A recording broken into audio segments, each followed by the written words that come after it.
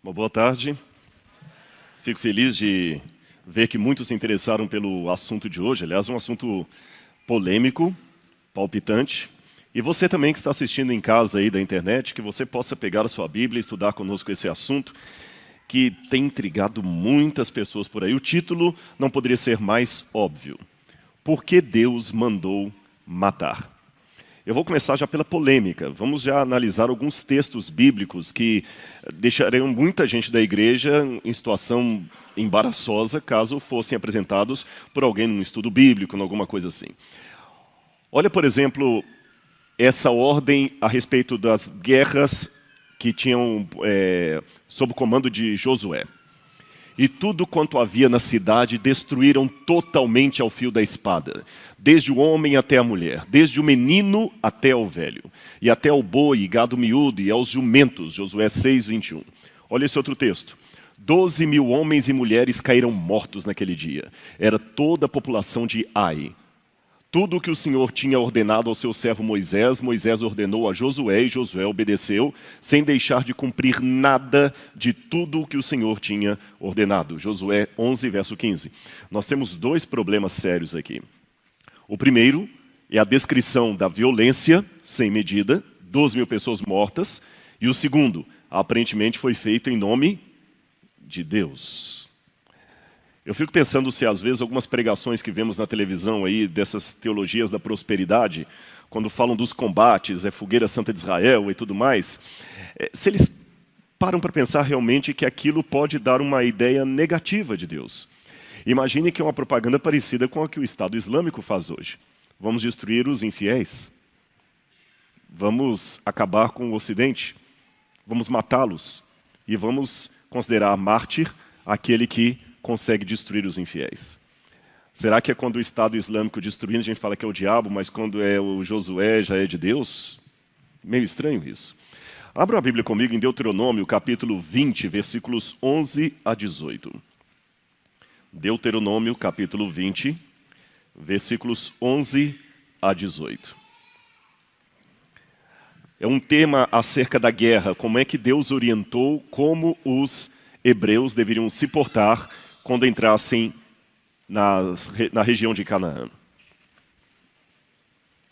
Deuteronômio, capítulo 20,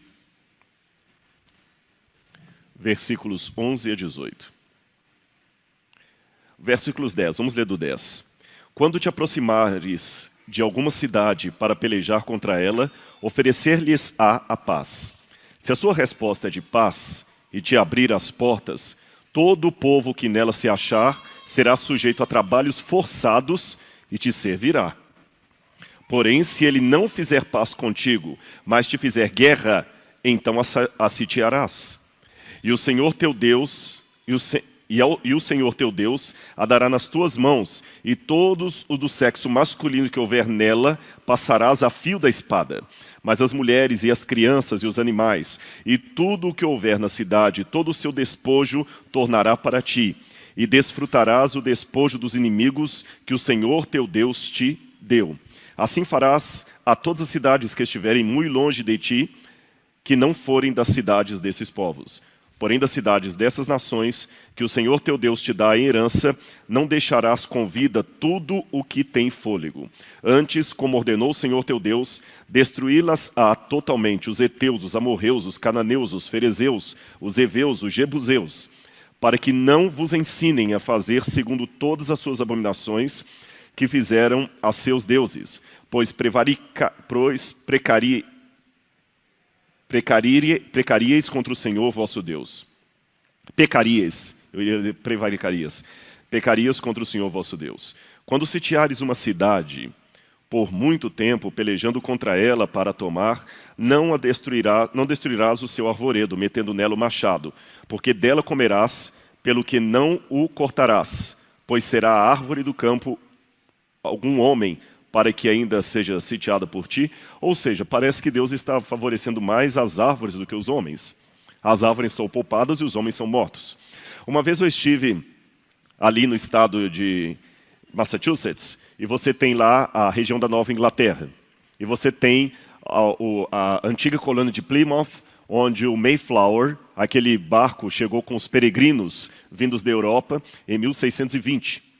Em 1620, os peregrinos chegaram fugindo da guerra na Europa, vocês sabem dessa história, e chegaram nos Estados Unidos e inauguraram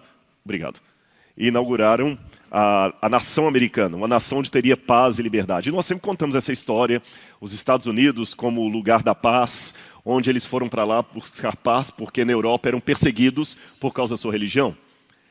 Mas me surpreendeu quando eu cheguei lá no lugar onde o Mayflower desembarcou, e logo acima existe uma placa.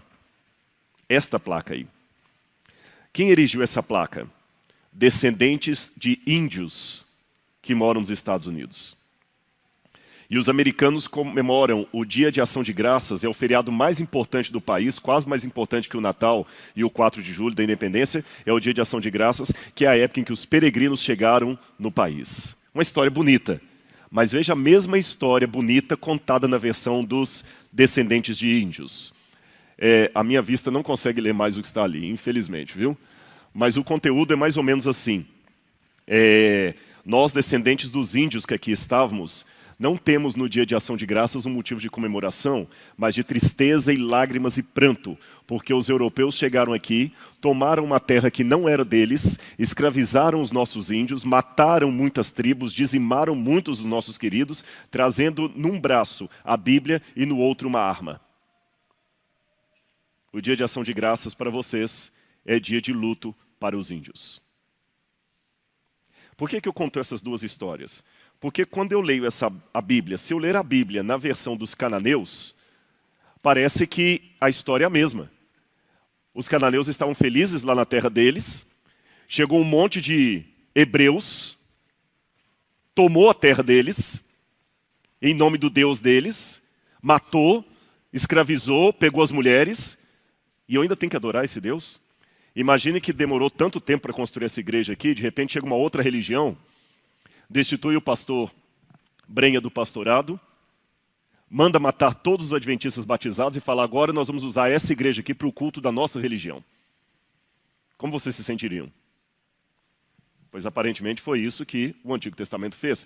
E a passagem para mim mais desalentadora de toda a Bíblia é esta aqui, 1 Samuel capítulo 15, verso 3.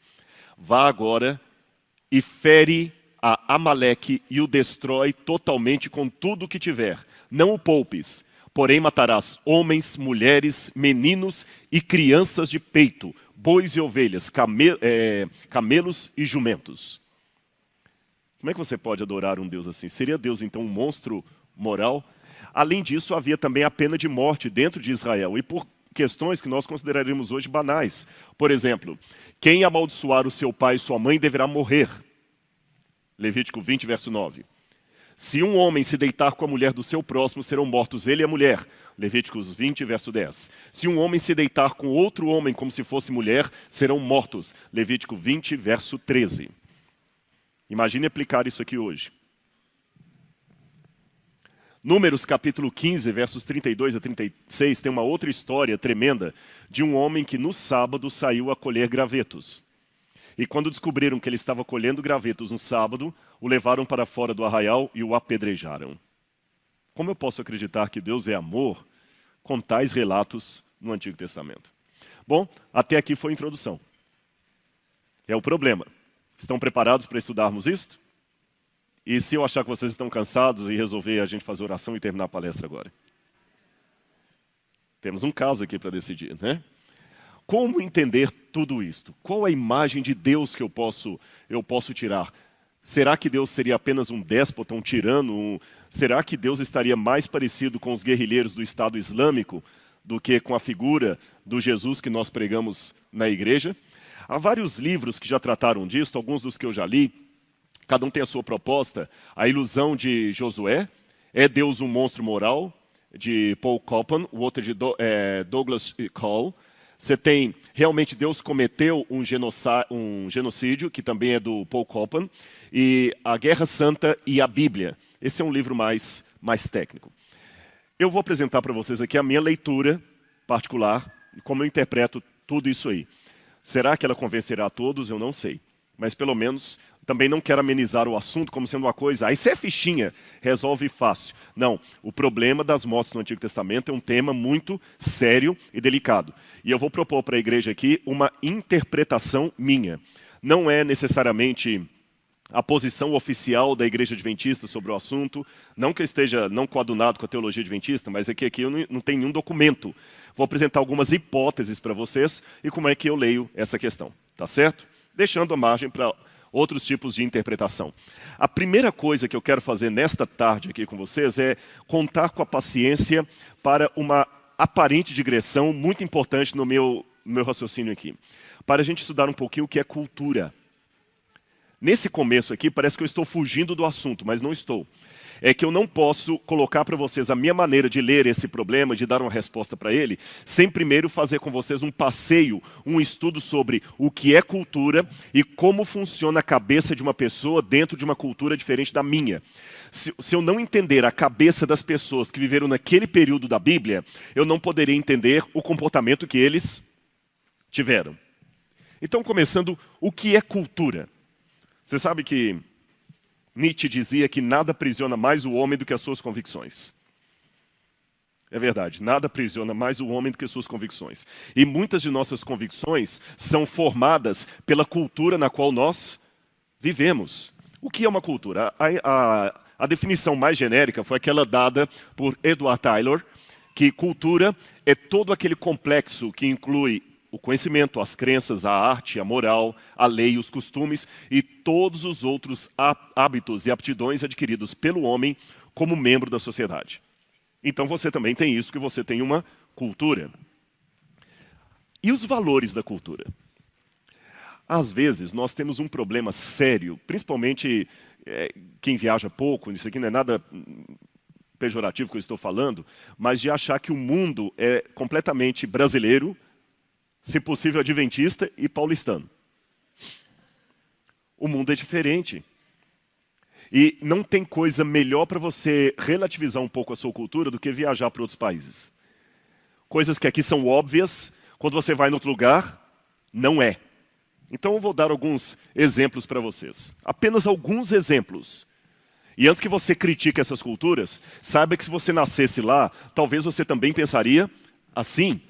A tribo Dani, que fica no oeste de Papua Nova Guiné, tem um costume em que as mulheres viúvas cortam os dedos das mãos para demonstrar a dor da perda do marido. A cada ano ela vai cortando um dedo, ou um pedaço do dedo, e elas cortam. E elas gostam de exibir a mão cortada para dizer, eu sinto a falta do meu marido. Em Portugal eu vi muitas viúvas que usam lenço o resto da vida. Antigamente as mulheres vestiam de preto. É uma cultura. Para eles, isso aqui é tão sério quanto para você alimentar uma criança. Os Yanomamis, aqui do Brasil, cremam os seus mortos, misturam a cinza do morto com água e bebem. Porque assim eles acreditam estar nutrindo-se do espírito do morto, e o morto vai ficar para sempre com eles. Na África subsaariana, mulheres acima do peso são consideradas fisicamente as mais atraentes. E existe algum setor ali que, quando as meninas são preparadas para serem misses, a mãe começa a engordar as meninas com leite de búfala. Elas tomam, búfala e uns outros animais lá, elas ficam comendo todas as horas, e na hora de aprender a desfilar, elas amarram pedras na cintura, para andar bem assim caída, porque o chique, o atraente para o homem é que a mulher ande imitando o andar de um elefante. Estão vendo que até a questão de beleza, de estética, é relativa. A tribo Tapirapé, de Mato Grosso, tem um outro costume dantesco, e isso ainda acontece nos nossos dias. São casos e costumes registrados pela Sinai, e tem um problema ético aí sério, até que ponto as leis brasileiras valem para as tribos indígenas que estão isoladas. Porque nesse caso aqui, a mulher, quando está em idade fértil, eles não têm muita noção de casamento, mas a mulher em idade fértil tem que se relacionar com a maior quantidade de homens possível da aldeia. Quando ela está fértil, ela tem relação sexual com vários homens ao mesmo tempo, porque na cultura deles, no código de valores deles, quanto mais homens estiverem fecundando a mulher, o filho dela vai nascer mais forte, mais robusto, porque ele vai pegar a característica de cada um daqueles guerreiros ali, e todos se sentem responsáveis pais da criança. A criança fica filha da tribo e não filha de apenas um homem. Na cultura deles, o conceito que nós temos de família é um conceito, como eu diria para vocês, é um conceito egoísta, porque você tem a obrigação com o seu filho. Se você tem um filho aqui na igreja que está fazendo faculdade, você ajunta dinheiro e faz tudo para ele pagar a faculdade. Mas se for o filho de outra pessoa da igreja, você não vai vender o seu carro para pagar a mensalidade de um filho de um outro irmão da igreja. E para eles lá, o filho é filho de todo mundo. Por isso ela se relaciona com vários. Agora tem um detalhe curioso. Ela tem até 3 filhos. Quando ela tem o 4º filho, a criança é morta. Algumas tribos do Tibete têm o costume de cumprimentar mostrando a língua. Aquele sujeito está te cumprimentando. É uma forma de falar olá. O povo Toraja, do sul de Sulawesi, na Indonésia, todo ano tem um festival durante o Namanene, que eles pegam os mortos, tiram os mortos do caixão, embalsamados, vestem roupas nos mortos, passam perfume nos mortos e ficam desfilando com os mortos e não sei como dão até alimento para os mortos. Cada um vai lá, imagina que cena dantesca. Ali são cadáveres, aquele homem de terno ali é um cadáver, ali também é um cadáver de azul. Eles pegam os mortos, criança assiste durante o dia e passeiam com os mortos e conversam e fazem um banquete, depois enterram de novo. Durante um ano vão fazendo isso, os mortos são mumificados por essa razão. Na Índia, é o respeito pela vaca, né? Você tem crianças morrendo de fome.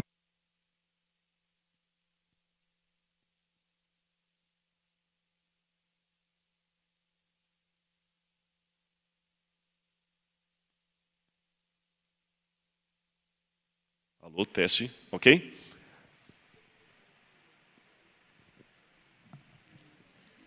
Isso é uma cultura que eu não estou entendendo. Aqui assim, tirar mais? Pronto. Você sabe que na Índia a vaca é um animal sagrado? Agora, antes que vocês achem todos esses costumes que eu falei terríveis, costumes brasileiros também são questionados lá fora. Eu vou dar alguns costumes brasileiros que eu já vi sendo questionados nos Estados Unidos, no Oriente Médio, que eles perguntam assim, como é que pode ser isso no Brasil? Por exemplo, o famoso jeitinho brasileiro. O europeu não entende por que a gente faz isso. Se não pode, não pode. Se não pode, não pode. Acho que ele veio aqui, tem alguma coisa com o microfone. Esse aqui está funcionando. Não precisa mais, tá bom. É bom saber a cultura, né? Olha bem, esse negócio do jeitinho, a gente faz gambiarra demais. Eles não entendem. Aqui no Brasil, você sabe, até pela condição financeira, a igreja não está nem terminada, o pessoal já está entrando. Na América é inimaginável. Como é que você coloca o pessoal dentro da igreja se a igreja está terminada e se cair, se desabar? Opa. Outra coisa também do jeitinho brasileiro que eles não entendem. A nossa maneira de driblar as leis para ter benefício. Passar debaixo da catraca para não pagar. Na Europa, muitos ônibus não tem nem cobrador, nem no metrô. O governo confia que você vai pagar. Uma vez eu vi um inglês lá que estava trabalhando com um brasileiro e ele estava no seguro-desemprego. E o brasileiro começa amanhã e falou, não posso, que ainda tem mais um mês de seguro-desemprego para receber. Eu falei, rapaz, você começa comigo? Não posso. Mas por que você não pode? Porque eu estou recebendo o seguro da rainha. Aí ele falou assim, mas quem vai saber? Ele falou, eu sei.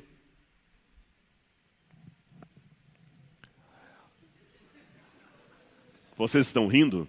Uma vez que eu estava numa cidade que o pessoal anda assim, quando eu falei, gente, eu acho um absurdo vocês andarem com moto aqui sem capacete, tudo, alguns ficaram ofendidos comigo. Mas o europeu não entende isso. Se a lei fala que não é para andar, por que vocês estão andando e por que a polícia não faz nada? Vocês estão notando que algumas coisas na nossa cultura a gente não assusta porque acostumou com aquilo? Quando o erro se torna sistêmico e não é fácil de tirar. Outra coisa que eles não entendem é o nosso uso de talher, porque na Índia, por exemplo, nos países do Oriente Médio, eles costumam comer com a mão. Os beduínos comem com a mão. A gente acha nojento comer com a mão, mas eles acham nojento usar talher e garfo, porque você não faca, porque você não sabe no restaurante como é que aquele talher foi lavado, na boca de quem que esteve, e você está usando sem nojo. Um oriental ele acha mais higiênico ele usar a sua própria mão, porque ele lavou a mão e a mão só colocou na sua boca, do que usar um talher que você não sabe como é que foi lavado lá dentro.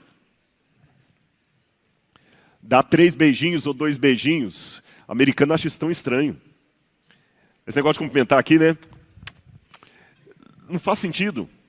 Feriados de prolongados. Gente, como é que no Brasil vocês são muito vagabundos? Eles falam assim. Eles não entendem esse negócio de feriado. A gente acha que é ótimo emendar o feriado. Para eles não, estou perdendo dinheiro. Cabeça do americano, eu estou perdendo dinheiro. Usar sunga na praia. Isso é ofensivo. Uma vez em Portugal, eu lembro que você vê muito na praia, lá aquelas senhoras de idade fazendo topless. Isso é muito normal. Senhoras mesmo. A gente acha absurdo elas estarem com o peito para fora. Só que eles acham estranho quando no Brasil os camaradas tudo usando sunga. Eles preferem outra coisa que eles acham terrível, jogar papel higiênico no cestinho ali. Tem que dar descarga naquilo. Coisa horrorosa, coisa anti-higiênica. Está proliferando bactérias ali no banheiro. Não é porque o pastor Brenha falou aquilo, não, mas já estava aqui na programação, pastor, viu? É um negócio de brasileiro nunca ser pontual. Outra coisa que eles assustam, mas eles perguntam isso para mim, escuta, sabe a ideia que a gente tem de mulher brasileira? É tudo garota de programa. Porque o pai vê a menina saindo assim, para uma balada, por coisa, e é tudo normal, a gente não assusta mais. Mas uma pessoa fala assim, essas são prostitutas. Isso é prostituição, mas pra gente, eu cobri o rosto das meninas ali, porque são menores de idade e eu não quero problema. Outra coisa que eles não entendem, como é que os filhos desobedecem tanto os pais e falam com o pai, cala a boca, pai! Sabe qual o sintoma de loucura entre a tribo, eu quero lembrar uma tribo lá da Nigéria, para eles loucura é querer ficar sozinho e começar a gritar com os mais velhos. Eu estou dando exemplos para vocês de coisas que também nós temos em nossa cultura e que chocam pessoas de outra cultura. Agora, através das conversações circulam emoções, ideias que incentivam e avalizam certos tipos de atitudes e desestimulam e desaprovam outros tipos de atitudes. Essa circulação de emoções e ideias obedece a uma certa regularidade, constituindo ciclos fechados que caracterizam num padrão determinado. Por isso, não é tão difícil mudar uma cultura. Não basta fazer discursos dizendo que precisamos adotar novos modelos de desenvolvimento. Isso aqui são sociólogos que dizem. Isso aqui não é a Bíblia. Os discursos, como se diz, entram por um ouvido e saem pelo outro. Se as circularidades inerentes às conversações predominantes numa determinada coletividade não se alteram, a estrutura e a dinâmica dessa coletividade não podem mudar por mais que alguém queira impor a mudança, mesmo os chefes mais poderosos. Quem diz isto? Estudiosos do comportamento humano, sociólogos. Você não muda uma cultura assim da noite para o dia. Nessa cidade que eu falei lá do Brasil, não vai ser de hoje para amanhã que eu vou obrigar todo mundo a usar capacete. As mudanças não são tão rápidas como nós gostaríamos. É que a gente vive na época do iPhone, e a gente pensa que todas as mudanças são como o iPhone 3, 4, 5, 5S, 6, 6S e assim por diante. Na sociedade, as mudanças são mais lentas. Eu, aparentemente, falei com vocês que ia estar dando a impressão de estar fugindo do assunto, mas não estou. Eu precisava conscientizá-los, primeiro, do que é cultura e como uma cultura pode ser bizarra aos olhos de outra, inclusive a nossa. E como não é fácil mudar a cultura. Se eu impuser algumas coisas aqui, mesmo vocês admitindo que aquilo é o ideal, dificilmente vai mudar. Você fala assim, gente, a partir de hoje ninguém mais tome refrigerante aqui. Não vai mudar tão fácil assim. Agora, como é que funciona a cabeça de um radical? Essa é uma foto real, tirada de um líder do Estado Islâmico treinando crianças para a guerra. Vocês sabem que há pouco tempo descobriram que eu vou precisar desse elemento quando eu falar dos cananitas. A principal arma do Estado Islâmico não são as bombas, mas a propaganda. A propaganda. Sabe qual que é o soldado islâmico mais valorizado pelo Estado Islâmico? O cinegrafista. Cinegrafista. Ele ganha muito dinheiro, e além de ganhar muito dinheiro para ser cinegrafista, ganha muitos privilégios. Eles têm mais de 1000 cinegrafistas de todo lugar. Alguns são obrigados, ganham dinheiro, mas são obrigados. Por quê? Eles querem os melhores, porque eles fazem verdadeiros documentários do treinamento, como se fosse documentário da National Geographic ou da Discovery Channel. E eles colocam esses documentários na internet, e isso atrai jovens. A propaganda é a pior coisa que tem. Eles atraem pessoas, até crianças. Eles ensinam crianças a degolar ursinho de pelúcia e gato para ensinar. Esse aqui é o infiel. Os cinegrafistas têm que filmar execuções. E a cabeça desse povo é assim que funciona. Eu vou poupar a nacionalidade dessa senhorita por questão de ética. Só vou falar que ela é de um dos países da América, da janela 1040. Hatun Siruk. Ela fugiu do seu país porque ela foi obrigada a casar com 16 anos com um primo quase 30 anos mais velho que ela. Ela não gostava dele. Ela fugiu para a Alemanha, e na Alemanha ela conheceu um outro homem e casou com ele. E teve filho com ele. A família ficou no encalço dela. E o primo veio até a Alemanha para matá-la. E depois que ele a matou, voltou para casa e todos comemoraram, inclusive o pai, a mãe e os irmãos mais novos. No Oriente Médio, um cuspe no chão é motivo de briga. E eles têm muito, até hoje, eles têm muito a ideia de matar. Agora, se é assim ainda hoje, imagine nos tempos bíblicos, imagine na época de Abraão, imagine na época de Moisés. A lei do talião, que está originalmente no Código de Hammurabi, dizia olho por olho, dente por dente, mão por mão, pé por pé. A primeira parte dessa lei foi repetida por Moisés. Sabe por que o Código do Hammurabi tinha que ter essa lei do talião, olho por olho, dente por dente? Porque era tão comum as pessoas se matarem, especialmente em vingança, que acontecia assim. Você me mata. O meu irmão vem e vinga minha morte matando você. Aí o seu irmão vem e vinga sua morte matando o meu irmão. Aí o outro vem, isso ficaria interminável. Então o legislador Hammurabi na Babilônia, em 1700 e pouco antes, 1750 a.C., Hammurabi estabeleceu o quê? Olho por olho, dente por dente, mão por mão, pé por pé. Ele colocou um limite na vingança. Se você me matou, a minha família tem o direito legal de matar você. Mas aí a sua família já não pode mais vingar o seu sangue, porque o seu sangue já era pagamento de uma vingança. Então, olho por olho, ponto.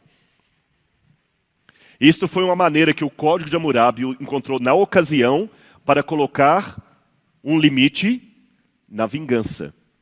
Mas olha, o Código de Hammurabi não colocou assim, de modo nenhum pode matar. Não, você pode matar, desde que seja um por um. Entenderam? Você pode achar isso estranho, mas quem nascia naquela época era acostumado a pensar assim. E os assírios, que dominavam a região onde hoje é o Iraque, da Suméria, eles eram implacáveis, combatentes, guerreiros ferozes. Ali havia muita guerra e muito sangue, e as crianças aprendiam a matar desde cedo. Então o que Deus fez? Olhem que o plano de Deus não era da guerra. Deus tirou tirou Abraão lá de Ur. Aquela seta vermelha é o caminho que Abraão fez. Deus tira Abraão de Ur e fala, Abraão, sai daqui, porque você é meu servo.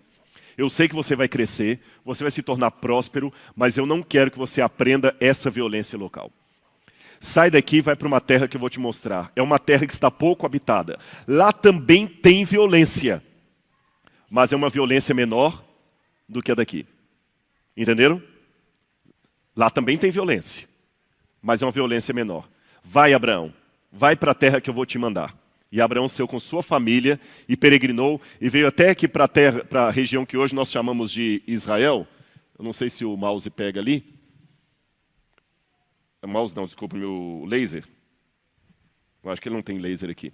A região de Israel que está mais ou menos aqui, ó. Essa parte aqui, ó. E Abraão veio. E Deus falou com Abraão que ia dar terra para Abraão. Olha a promessa de Deus a Abraão. Ora, o Senhor disse a Abraão, sai da tua terra, da tua parentela, da casa do teu pai, para a terra que eu te mostrarei, e far-te-ei uma grande nação, e abençoar-te-ei, e te engrandecerei o nome, e tu serás uma bênção. E abençoarei os que te abençoarem, e amaldiçoarei os que te amaldiçoarem. Em ti serão benditas todas as famílias da terra. Você pode traduzir, em ti serão benditas todas as nações da terra. Então Deus não chamou Abraão para ter um espírito de xenofobia, de preconceito com o de fora. Pelo contrário, Abraão não deveria ser um exterminador dos não-hebreus, mas deveria ser aquele no qual os outros seriam abençoados. Então Deus não chamou Abraão para ter ódio dos seus vizinhos. Então por que tanta matança depois? Alguma coisa saiu fora dos planos de Deus. Estão me acompanhando o raciocínio até aqui? Sim ou não? Recapitulando, já falamos o que é cultura, já mostrei que cultura é uma questão muito exótica, uma cultura pode ser muito estranha aos olhos da outra, que mudar uma cultura é um processo muito complicado, você não muda fácil uma cultura, e Deus, quando chamou Abraão para tirá-lo de uma terra muito violenta, para um lugar um pouco menos violento, a fim de que ele fosse uma luz para todas as nações. Naquele mesmo dia, fez o Senhor uma aliança com Abraão, dizendo, à tua descendência tenho dado essa terra, desde o rio do Egito até o rio Eufrates, o Queneu, o Quenezeu, Cadmoeu, o Eteu, o Perizeu, os Refaíns, Amoreus, os Cananeus, os Girgaceus e os Jebuseus. Irmãos, o rio do Nilo é o Eufrates, que está aqui em verde. Perdão, o rio do Egito é o Nilo, que está aqui em verde. O rio Eufrates está lá em cima. Se Abraão tivesse sido fiel, mas os hebreus, a terra que Deus prometeu dar para Abraão era de onde é o Egito completo hoje, todo Israel, todo o Iraque, toda a Arábia Saudita, tudo que está na mão dos muçulmanos hoje deveria ser terra de Israel. Deus ia dar tudo isso. E note que quando Abraão chegou lá, vocês estão vendo aqui na península do Sinai bem verde. Estão vendo em torno do rio Nilo bem verde. Mas o resto está tudo muito marrom, que é deserto. Deus levou Abraão para uma terra que muita gente não tinha interesse nela. Hoje o território de Israel é 78% desértico.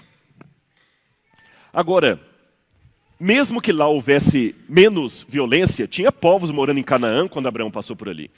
E por que Deus falou com Abraão que ia dar a terra dos outros para ele? Isso não parece fazer sentido? Faz.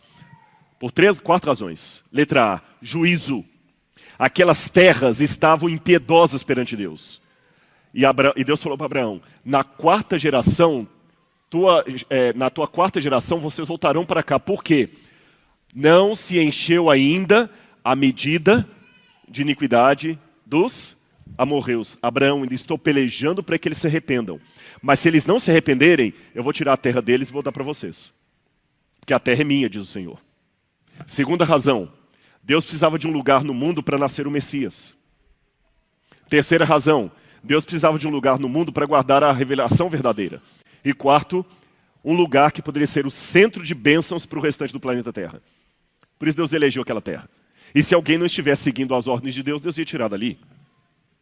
O livro de Gênesis traz anotações específicas da aquisição de terra por meio dos patriarcas. Aqui vem a primeira revelação dessa tarde. Com exceção do momento em que Abraão sobe até Dan para guerrear contra aqueles reis, para libertar o seu filho, o seu sobrinho Ló, em nenhum momento do Gênesis você lê que Abraão tinha um exército e que guerreou para conquistar uma terra. O plano de Deus era a guerra? Como é que Abraão conquistou territórios? Pela prosperidade que Deus lhe deu.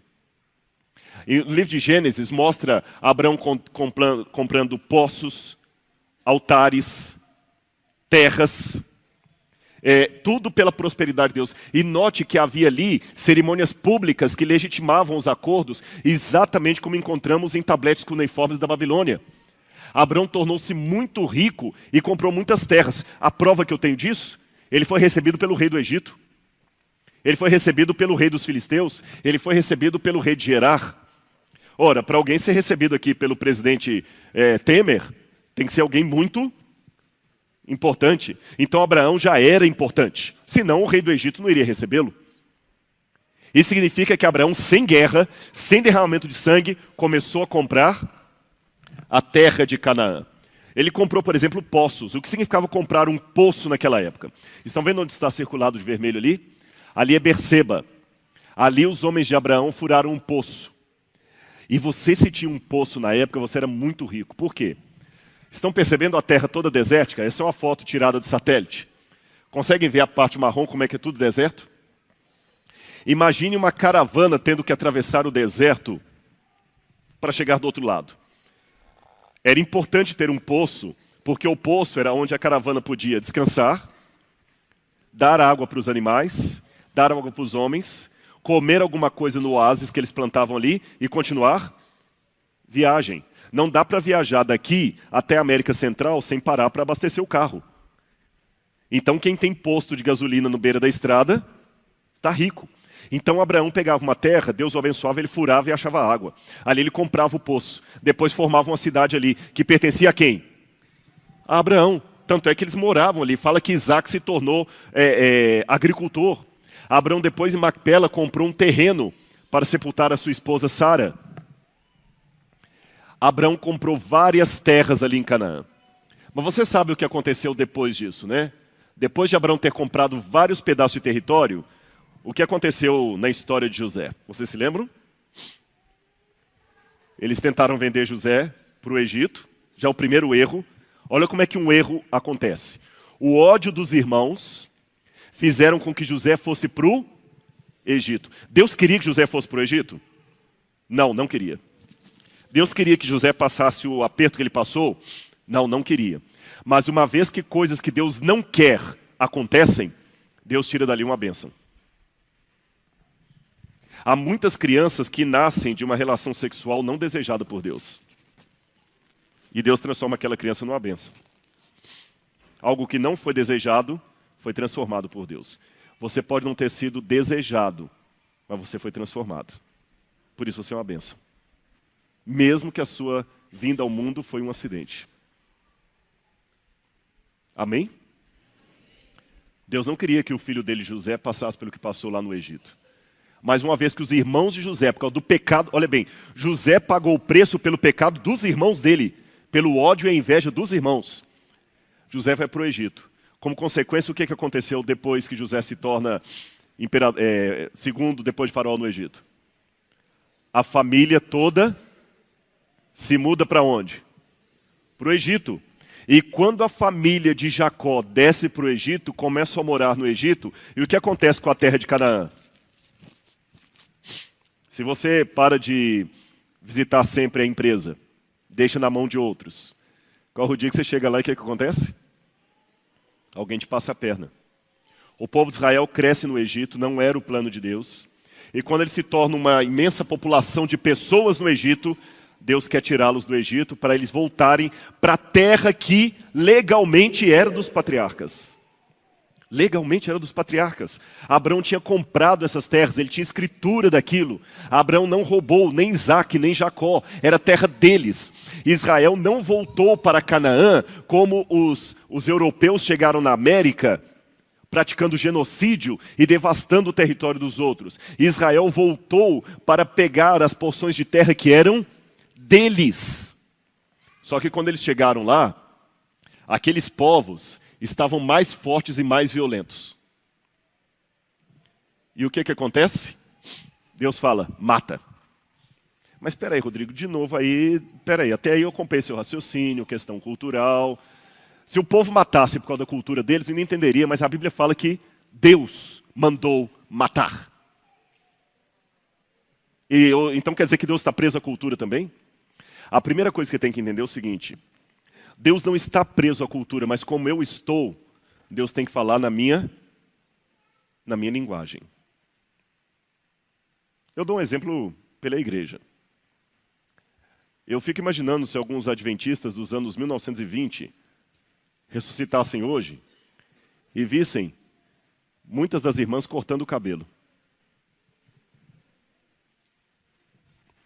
Eu imagino se eles vissem pastor não usando gravata na igreja.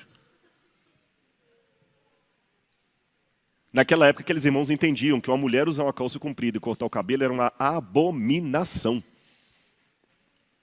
Em 1929, a Universidade de Andrews, na época chamava Emmanuel Missionary College, ganhou de presente uma Super 8, uma dessas câmeras, e ia apresentar um filme sobre a manufatura do petróleo.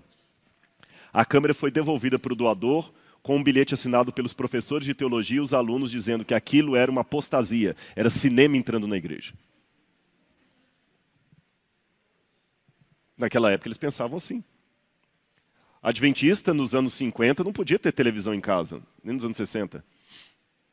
Muito mal um rádio. O pastor Roberto Rabelo, quando começou pelos primeiros programas da Voz da Profecia, muita gente não aceitava o rádio. Depois, alguns compraram televisão para assistir Fé para Hoje e perderam a fé para sempre. Por que eu estou colocando esses paralelos? Eu estou perguntando aos irmãos mais conservadores da igreja. Você que questiona a questão de música, questiona uma série de coisas, você se sente mais apostatado do que os irmãos dos anos 1920, porque você tem uma televisão em sua casa? Eu não estou vendo, com exceção de um, eu não estou vendo mais ninguém de gravata aqui. Se o falecido pastor Domingos Peixoto da Silva visse tantos anciãos sem gravata na igreja, ele ia se chocar. Aí eu pergunto, o que você vai fazer? Você está apostatado e ele estava fanático? Não. Deus falou em cada geração com a linguagem que eles podiam entender. É só no céu que vamos estar uniformizados, mas até lá, tudo bem, Rodrigo, isso ameniza um pouco, mas Deus mandou matar. Então deixa eu explicar a você. Já tem aqui, obrigado. Eu tenho um arsenal aqui. Eu e minha velha companheira Coriza. Olhem bem um pouquinho de hebraico para vocês entenderem. A língua, às vezes, é igual eu falei de manhã sobre o alemão, tem coisas que são difíceis de traduzir. No hebraico você tem ali os modos verbais, e ali tem um imperativo. O cal imperativo, coativo e jussivo. Ali você tem os verbos no hebraico, katal, katali, etc., que significa matar. Só que os gramáticos têm dito que alguns verbos imperativos no hebraico, especialmente o coativo e o jussivo, não significam ordem direta, mas permissão, tolerância. Só que o interessante é que o hebraico escreve diferente de nós. Vamos supor que, eu sempre dou esse exemplo que eu acho que fica bem didático. Como é o seu nome? Vivian. Vamos supor que a Vivian é muito minha amiga e a Vivian está gripada. E eu falo assim, Vivian, não toma sorvete hoje não, que você está gripada. Aí a Vivian insiste, não, mas eu quero tomar. Vivian, não toma, mas eu quero tomar. Aí eu perco a paciência e falo assim, Vivian, então assim, eu não vou falar mais nada. Vai lá e toma sorvete. Não está mais quem falou, vai lá, enche a cara de sorvete. Toma sorvete até falar chega. Se você olhar estritamente pela língua portuguesa, eu estou usando o imperativo, eu estou dando uma ordem para ela. Mas essa ordem é uma ironia. Eu não estou literalmente mandando a Vivian tomar sorvete. Eu estou apenas dizendo que eu não vou mais insistir, que se você quiser tomar, tome. Só que eu expresso a minha discordância dela, dando uma ordem. Vai lá e tome. Entenderam a comparação da língua portuguesa? Sabem como é que eu falaria isso em hebraico? Eu te farei tomar sorvete. Mas o sentido é o mesmo. Eu te farei tomar. Não vou te impedir. Então, o jussivo no imperfeito e o coativo na primeira pessoa, eles podem expressar ideia causativa, também ideia permissiva e tolerativa, e modalidade deôntica, ou seja, eles colocam Deus como responsável por aquilo que ele apenas permite, autoriza. Não sei se está ficando claro para os irmãos essa comparação, está complicado explicar o hebraico aqui. Deu para entender? O refill, que é uma forma verbal no hebraico, aqui eu tenho 2 livros de gramática hebraica que dizem isso, porque é um assunto que alguns têm como polêmica, eu trago a fonte então. O refill tem uma raiz causativa em contradição com o piel, mas ele pode ter um aspecto permissivo. Ou seja, eu estou apenas te autorizando a ir. Pastor Brenha, eu estou te autorizando a sair da igreja agora e buscar alguma coisa. Mas, na forma hebraica, pastor Benha, eu te farei sair da igreja e buscar alguma coisa. Mas, na verdade, eu estou apenas autorizando. É a forma que eles tinham de se expressar. Então, por exemplo, vou dar um exemplo para vocês, bíblico, para facilitar. Êxodo 1,17. No original hebraico está assim. Elas fizeram ou causaram viver os meninos. Está falando das parteiras, que quando os meninos nasceram no Egito, o faraó mandou matar todo mundo, mas elas não mataram. Aí na Bíblia, no hebraico, está assim: elas fizeram viver os meninos. Mas você sabe que a questão não é que fizeram viver, elas deixaram as crianças viver. Mas na Bíblia está que elas fizeram, causaram. Assim está no hebraico. Outro exemplo, Jeremias 24, verso 1. Fez-me ver o Senhor. Não é que o Senhor te fez, o Senhor deixou que você visse. Outro exemplo, Gênesis 48, verso 11. Deus me fez ver também tua semente. Deus me permitiu ver. Gênesis 2,16. No hebraico está assim: de toda árvore do jardim, comendo comerás. Comendo comerás. Tu poderás comer. Mas olha a forma como... de toda árvore do jardim, comendo comerás. Vamos para Daniel 7,5, quando fala dos animais lá, por exemplo, fala bem claro do urso, e foi dada a ordem ao urso que devorasse muita carne. Ora, não se dá ordem ao urso para devorar muita carne, é apenas liberar o urso para comer muita carne. Vocês entenderam a questão da... Isso aqui são algumas gramáticas que eu me baseei para poder citar isso aqui para vocês do hebraico. Esse autor aqui, Sprinkle, professor de hebraico e formado pelo Hebrew Union College, escreveu esse livro interessante no qual ele afirma que alguns textos, como Deuteronômio 20, 12 a 13, deveriam ficar assim: agora, se ela, a cidade, não estiver disposta a ter paz com você, mas em vez disso fazer guerra, então vocês têm permissão para sitiá-la, e não que vocês deverão sitiá-la. Ficou mais claro agora? Aí alguém pode fazer uma pergunta: mas espera aí, Rodrigo, por que então que já não traduzem a Bíblia facilitando assim? Irmãos, o trabalho do tradutor não é fácil. Não é à toa que já vem a velha alcunha tradutor e traditório. O tradutor é um traidor. Porque se você traduz a Bíblia ao pé da letra, fica meio sem sentido algumas coisas assim. Mas se você parafraseia, coloca uma tradução dinâmica, corre o risco de alguém falar assim: mas não é assim que está no original. Ele colocou a impressão dele como tradutor. Então não é fácil. Por isso que Bíblia não deve ser lido. Bíblia deve ser estudado. E outra coisa, quando Deus falou o seguinte: deixará as mulheres, ou seja, os não combatentes, você deve poupar. Não é para sair discriminando tudo. Agora, mesmo assim, que Deus deixa matar, Rodrigo, por que você pode matar? Irmãos, não era a situação ideal, mas era necessário.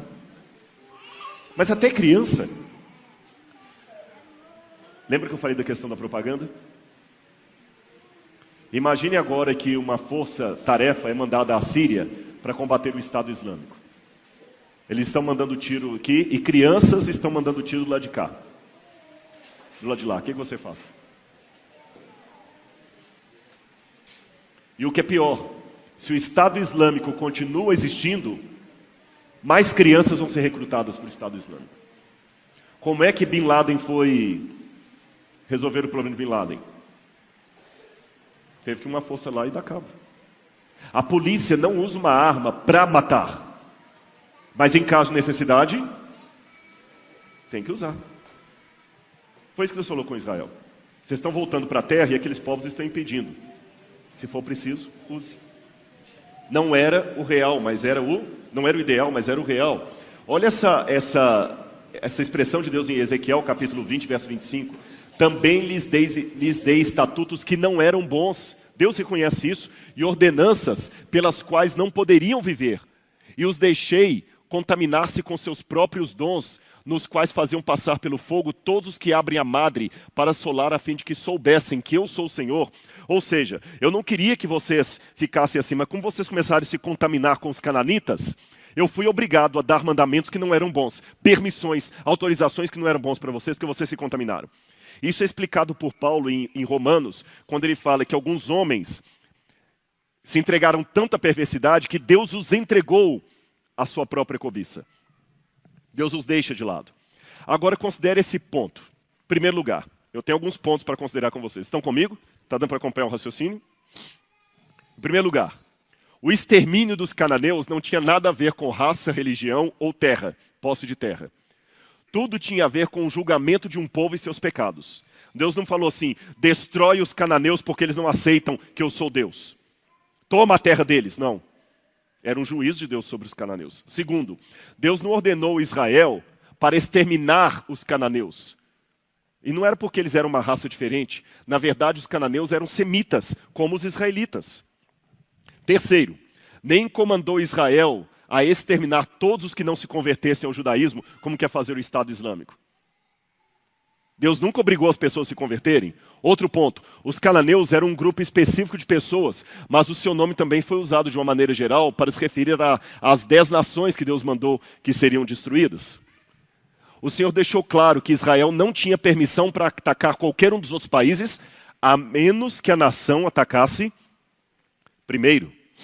Israel nunca foi ordenado a simplesmente matar os cananeus para assumir o controle da terra. O Senhor deixou claro que o povo de Canaã estava sendo destruído pelos seus pecados, e só os seus pecados.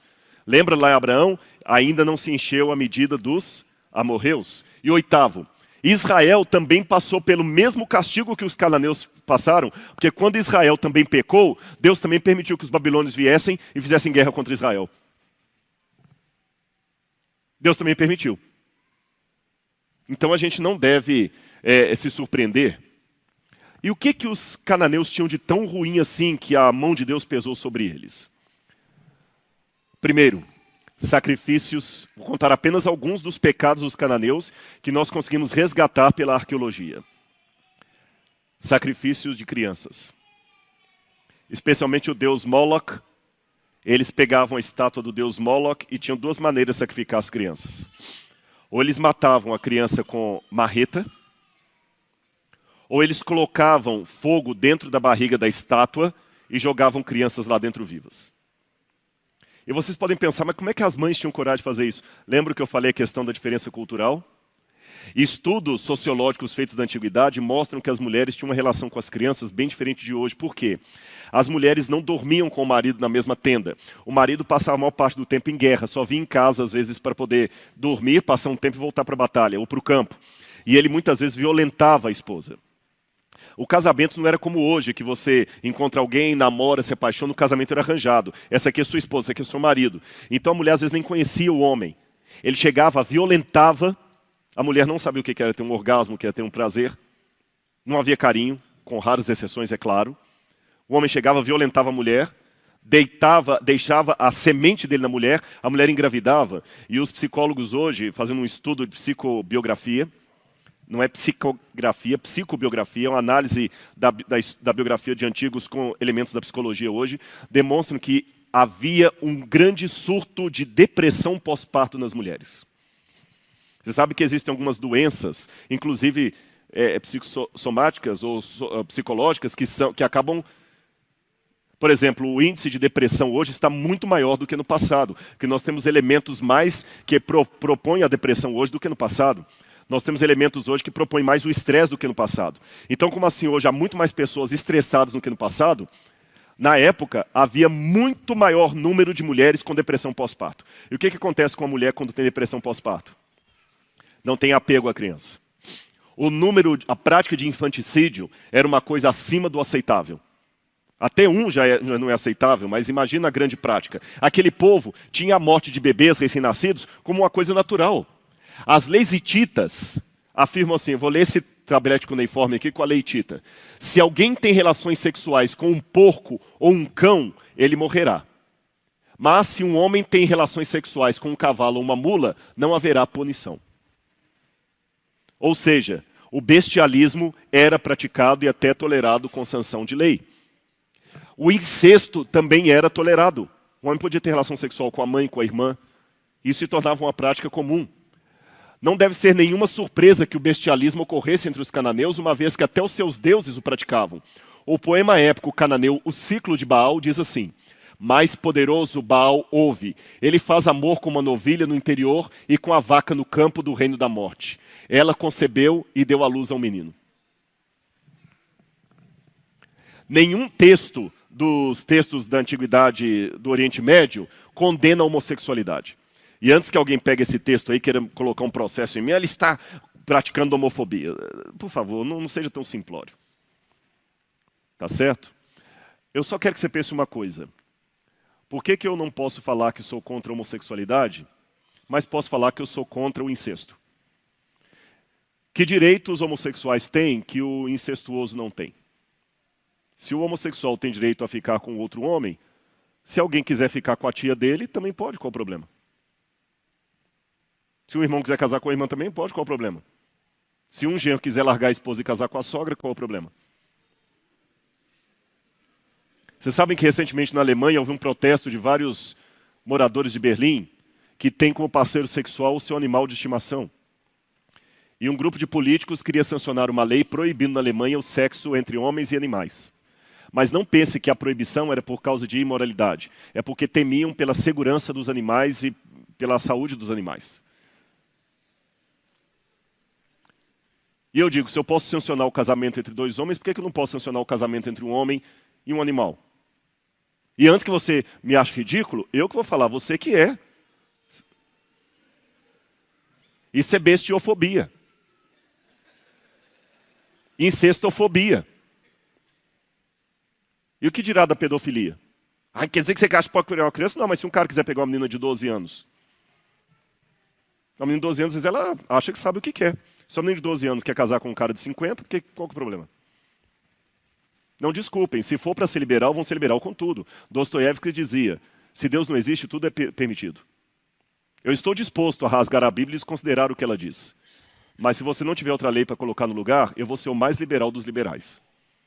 Porque eu digo que algumas coisas são erradas, porque a palavra de Deus assim o diz. Mas se a palavra de Deus não serve de argumento, e tudo que se fala a relação da homossexualidade, eu posso falar a respeito dessa. Ah, mas uma vez eu vi numa revista que falou assim, a natureza tem relações homossexuais. A gente vê leão se relacionando com leão, já mostrou, então é uma coisa natural. Sim, a natureza também mostra o cachorro fazendo sexo com a mãe dele. Nem por isso eu vou achar que isso é normal.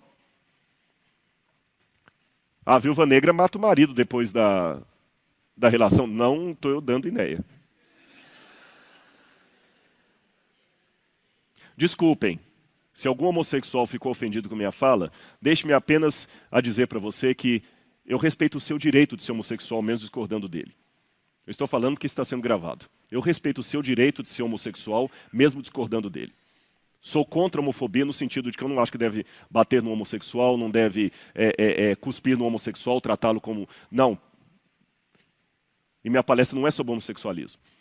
Mas só quero dizer a você que cuidado com os argumentos que você usa a favor da homossexualidade, porque eu posso também usá-los a favor do incesto, da pedofilia, do bestialismo, de vários outros tipos de prática sexual que existem por aí e que você não faz nem ideia. Até da poligamia. Lembra aquela tribo indígena lá que a mulher tem que transar com vários homens para ter filho de todos? Eu posso usar a favor daquilo, porque na natureza também tem isso. Só isso que eu quis dizer para você. E quer você aceite ou não, a Bíblia considera isso uma prática pecaminosa aos olhos de Deus. E no passado, isso era tolerado nos tabletes homossexuais, nos tabletes assírios. Tanto é que alguns tabletes falam sobre o partido dos rapazes e festivais de pessoas que mudaram sua masculinidade para a feminilidade e para fazer o povo de Ishtar a reverenciá-la, essa deusa de Ishtar. E, aliás, havia cultos orgiásticos em homenagem a Tammuz e Ishtar. Eles promoviam isso e as pessoas gostavam disso. Era a luz do dia. Sexo com cadáveres, necrofilia era praticada. Isto era tolerado no povo de uma maneira tremenda em Canaã. Esse era o povo que Deus falou com Israel. Olha, a minha paciência com eles esgotou. Aliás, Albright, que era um humanista, arqueólogo, príncipe dos assiriologistas, Albright falou o seguinte, foi uma sorte para o futuro do monoteísmo que os israelitas da conquista eram um povo selvagem, dotado de energia primitiva e vontade implacável de existir, uma vez que a dizimação resultante dos cananeus impediu a fusão completa das duas culturas, o que quase inevitavelmente teria extinguido normas de Javé a um ponto onde a recuperação seria impossível. E no outro ponto, Albright chega a dizer que Israel fez um favor ao mundo destruindo aqueles povos, porque se eles continuassem vivos até hoje, a violência do mundo seria muito pior do que é. Eu não sou a favor da violência, mas eu também não acho que a gente deve vencer o Estado Islâmico apenas mandando flores para eles e folheto. Se um camarada aparece num lugar cheio de bomba, o que você vai fazer? É puxar o gatilho. Se você não fizer isso, outras pessoas vão junto. E aí? É um dilema ético interessante. E contra quem Deus permitiu as primeiras batalhas? Aqui vem um outro ponto. Então eu já falei que a linguagem bíblica é permissiva. Deus permitiu. Não era o ideal de Deus.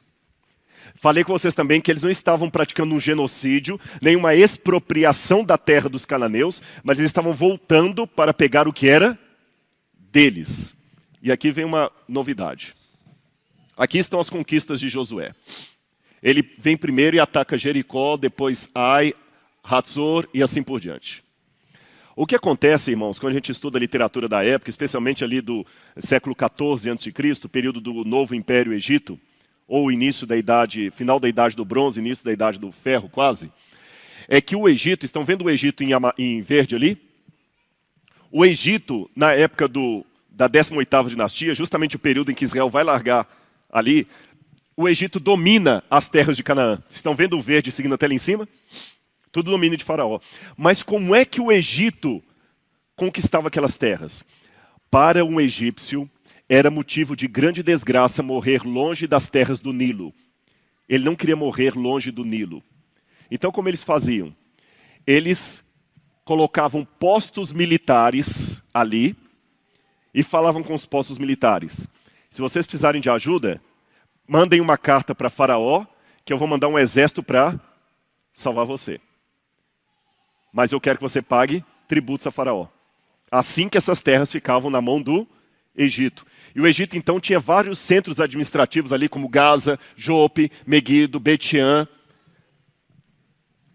Jericó, na minha opinião, não era uma cidade como São Paulo, Rio de Janeiro, Arthur Nogueira, Engenheiro Coelho.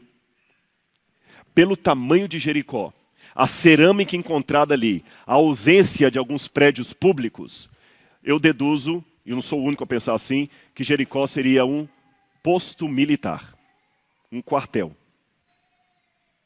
Não uma cidade. Um posto militar.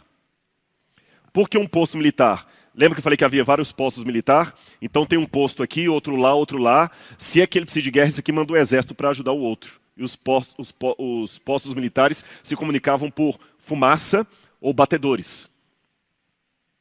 Oi? Do Egito. Porque lembra que eu falei que o Egito controlava as terras lá, mas deixava postos militares. Em Jericó eles encontraram escaravelhos egípcios, mostrando que tinha gente do Egito ali. Entenderam? Igual um soldado vai servir fora. As terras eram do Egito. Aí, e Raabe? O que era a prostituição de Raabe? Bom, você tem a palavra zaná, em hebraico, significa prostituição. Você tem a Kidesh, que é uma prostituta cultica. Eu não acredito que Raabe seria uma prostituta cultica, mas há várias razões que podem ter levado Raabe a ser aquela prostituta. É interessante que a palavra zaná pode significar também dona de uma hospedaria. Talvez Raabe, prostituta já pensa assim, um mau caráter. Mas você não sabe o que levou uma menina à prostituição. Muitas meninas eram raptadas, vendidas como escravas pelos pais desde pequeno, eram violentadas, estupradas. Elas não escolheram a prostituição, eram colocadas ali. Raabe pode ter sido uma dessas meninas que desde pequena foi sequestrada e estava ali. E é interessante que no Código de Hammurabi diz assim: se conspiradores tramarem juntos nas relações conspiratórias dentro da casa de uma dona de pensão, e ela não os denunciar e trouxer ao palácio, que seja condenada à morte. Se Raabe era dona de uma casa de pensão, de uma estalagem, faz sentido que os espias vão para a casa dela. E ficam 3 dias ali, como nós temos nos tabletes cuneiformes falando isso. Tudo bem, Rodrigo. Tá, já entendi. Então ali era um posto militar. Então, tanto é que o povo de Israel cercou Jericó, e todo dia dá para dar uma volta em toda a cidade. Jericó é um sítio arqueológico pequeno, era um posto militar. Não era uma cidade com banco, praça, rua, crianças brincando. Israel chegou lá cortando todo mundo. Tá, Rodrigo, mas e a ordem para matar mulheres e crianças? Aqui eu tenho que explicar mais outra coisinha da língua hebraica antiga, que nós temos em português também. Mais 5 ou 10 minutos no máximo eu termino. Dá para fechar? É a questão das hipérboles. Aristóteles já falava na arte da oratória, da retórica, há algo de adolescente nas hipérboles, pois elas expressam as coisas violentamente. São mais usadas por pessoas iradas que por outras pessoas. Nós temos muitas hipérboles e muitos livros, muitos artigos científicos escritos sobre a hipérbole na Bíblia. A hipérbole era um recurso de linguagem muito usado na Bíblia. Lembra que Jesus falou, se o teu olho te faz pecar, arranca-o e lança-o diante de ti. É mais fácil passar um um camelo no fundo de uma agulha, do que um rico entrar no céu. As hipérboles eram muito usadas na Bíblia, como nós usamos até hoje também. Olha que bonito, viu? Eu fiquei feliz. Estava todo mundo na igreja. Como? O planeta Terra inteiro. Eu vou acabar com ele hoje. Você vai ver. A gente tem hipérboles. Muitas hipérboles. Agora, a Bíblia também tem hipérbole, claro. E essas hipérboles são encontradas na literatura cananita, em redor do Egito. Olha, por exemplo, isso aqui é um painel que está lá em Luxor, no templo. E nesse templo você tem o faraó Tutmoses III, que para mim foi o faraó do Êxodo. E nessas paredes você tem lá as conquistas do faraó Tutmoses III. E olha o que ele fala num dos textos lá. O numeroso exército de Mitane foi derrubado em uma única hora. Foram totalmente aniquilados. Não restou nenhum para a descendência. Uma outra forma de traduzir o egípcio seria: não sobrou nenhum dos seus descendentes. Só que nós encontramos relatos na história que, pelo menos um século depois disso, os Mitane ainda existiam como exército guerreando contra o Egito. Então, na verdade, o que está escrito aqui é literal ou é uma hipérbole? É uma hipérbole. Outro exemplo que eu dou para vocês. Isso aqui é a pedra de Merneptah, ou Meremptah, que está no Museu do Cairo. E nessa pedra de Meremptah, você tem a inscrição, a mais antiga inscrição sobre Israel, Ishra Ket Ben Peter F, que significa Israel devastado, aqui está o nome Israel, devastado, não descendência dele. Traduzindo, Israel foi completamente devastado. A sua semente não mais existe. Seus filhos foram destruídos. Só que Merneptah era o filho de Ramsés. Mas eu pergunto para vocês, Israel continuou existindo depois disso, sim ou não? Claro que continuou. Então isso aqui é uma hipérbole. Olha essa outra que é a pedra moabita, a estela de Mecha. Aqui você tem o nome de Deus, escrito em aramaico antigo, e aqui o nome de Israel. E lá fala, Israel desapareceu por completo e para sempre. E na linha 17 tem a palavra herem, que quer dizer destruir ou banir, expulsar. E a palavra herem é usada no hebraico e traduzida às vezes como destruir, mas pode significar também banir, expulsar e dedicar à divindade. No caso aqui, Chemosh, que era o deus sol, o deus pagão. Olha também esse texto de Senaqueribe, onde ele fala, aos homens de Hiririmni cortei ao fio da espada, e nenhum de seus filhos escapou, e todos esses povos continuaram existindo depois. Aí quando eu vou para a Bíblia, eu vejo também, naquela época, Josué eliminou os Enaquins dos montes de Hebron e Debir, e de Anab, de todos os montes de Judá. Josué exterminou-os completamente, assim como suas cidades. Assim, pois, nenhum dos descendentes de Enac foi deixado vivo sobre todo o território israelita. Somente em Gaza, em Gat e em Asdod é que alguns puderam viver. Só que quando a gente vai para Josué capítulo 14, agora, pois, dá-me esse monte que o Senhor me falou naquele dia. Pois naquele dia tu ouvistes que ali estavam os anaquins, os grandes cidades. Porventura o Senhor será comigo para os expulsar. Mas se Josué tinha destruído completamente, como é que lá na frente ele pede, Senhor, dá-me o monte para os expulsar, se eles tinham sido destruídos? Aquela linguagem é uma hipérbole. Outra mais. Também feriu Josué toda a terra das montanhas do sul, as campinas. Tudo que tinha fôlego destruiu como ordenara o Senhor. Quando chega no capítulo 23... Porque se algum modo vos desviardes e vos apegardes aos restantes dessas nações, que ainda ficou entre vós, então não tinha destruído todo mundo. Agora o 1 Samuel, o texto complexo para a gente lá, ó. E feriu Saul aos amalequitas, tomou vivo Agag, rei dos amalequitas. Porém todo o povo destruiu ao fio da espada, quando Deus mandou destruir crianças de peito. E subia Davi com seus homens e davam sobre os amalequitas. Os amalequitas já tinham invadido o sul. Se Saul tinha matado todos os amalequitas, inclusive mulheres e crianças, não era para Davi encontrá-lo, porque ali parece que ele só poupou o rei. Então quando Deus diz, vai, fere crianças de peito, mulheres, é uma hipérbole. Não era literalmente para eles matarem as crianças de peito e todo mundo. Hoje eu acabo com você. Isso é uma hipérbole. Ninguém vai agora me algemar por causa disso. Ficou claro para os irmãos?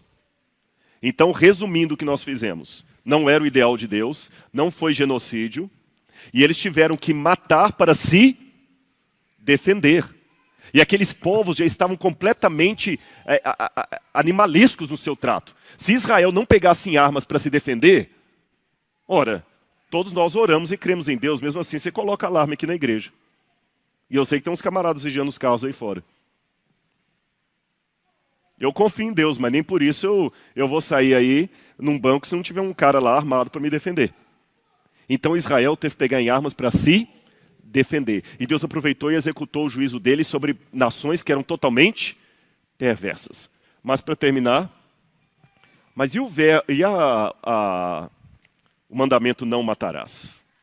Esse mandamento, infelizmente, está muito mal traduzido. Lembra que eu falei do verbo katal, que é matar? Katal é matar de um modo geral, matar uma aranha, uma barata, mas no mandamento não aparece lo katal, não matarás. Ali aparece lo tiratzi, que significa tiratzihar, que significa não assassinarás. Tiratzihar, não assassinarás. Assassinar e matar não são sinônimos perfeitos.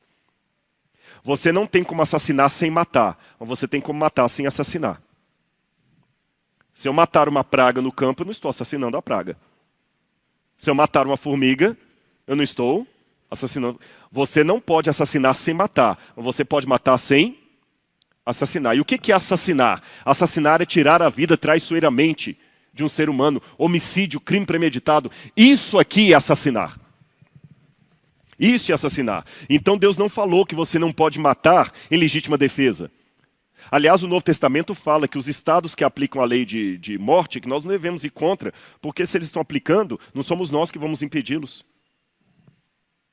Está no Novo Testamento, o apóstolo Paulo. Então, se vem alguém para ferir sua família, você tem uma arma, Deus não te impede de usar essa arma e atirar. Deus não impede se algum irmão da igreja trabalhar no exército ou na polícia. Deus impede você de assassinar. Deus não impede você de matar uma barata na sua casa. Não matarás, então não pode matar uma barata. Aliás, diz que ninguém é hétero quando a barata é voadora, né? Entenderam que ali não foi assassinato que Deus comandou, mas foi uma guerra que Deus permitiu por uma situação necessária. E a linguagem vai e mata, além da questão permissiva, eu vou permitir, é uma linguagem de exagero, não poupe ninguém. Agora, para terminar minha palestra, eu quero dizer para vocês que ficou claro, mas eu quero terminar essa palestra de uma maneira meditativa. Se alguma questão ainda das mortes no Antigo Testamento não ficou clara para você, não respondeu exatamente ao ponto, é isso aqui eu gostaria que respondesse. Muitas pessoas ficam preocupadas com as mortes no Antigo Testamento, mas se esquecem da morte praticada hoje. Lembra que Jesus falou? Ouviste o que foi dito aos antigos, não assassinarás. Eu, porém, vos digo, a maneira como você trata o seu irmão, você pode estar assassinando. E eu coloquei essa foto de propósito. Há muitas pessoas que assassinam com as palavras. Ele fica revoltado. Como é que Deus permitiu tanta morte no Antigo Testamento e não se digna a olhar no espelho e falar como é que você pratica tanta morte hoje? Matando com as palavras, matando com a difamação, matando com a fofoca, matando com a desonra do nome do outro, matando com a suspeita. Você não tem moral para questionar as histórias de guerra do Antigo Testamento, sendo que você é um assassino inconfesso terrível.